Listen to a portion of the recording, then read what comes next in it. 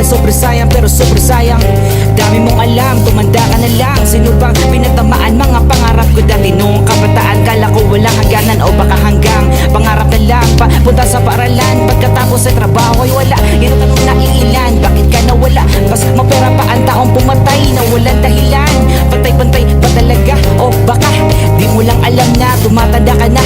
Bahay, lupa, kotse na pangarap ko noon. Gusto ko na milyon, pero bakit ganun?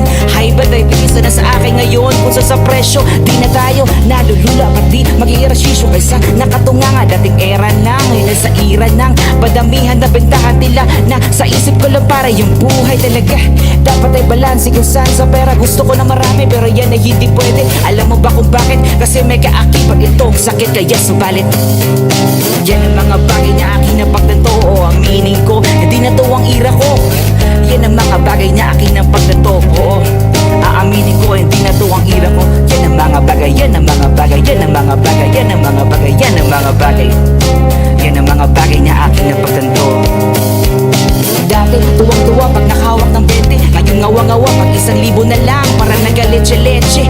Evolution nga ba ito ating nahagilap o baka ilusyon lamang ang isang pangarap o di kaya napagod na rin sa kakahabol sa spotlight na tinatawag nilang liwanag. Pero alright, sabi nila close fight. Dahil ba naka-Jordan 4-5? Hindi ko nahabol ang fame kahit sabihin mang lame.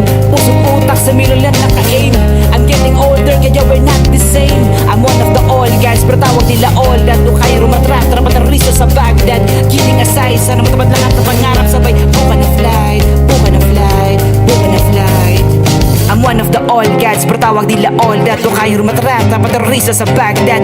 Kidding aside, sana matapad lahat ng pangarap. Sabay, buka na flight, buka na flight. I'm one of the old guys pero tawag nila all that. Doon kaya rumatrat, rapatarisa sa Baghdad. Kidding aside, sana matapad lahat ng pangarap. Sabay, buka na flight.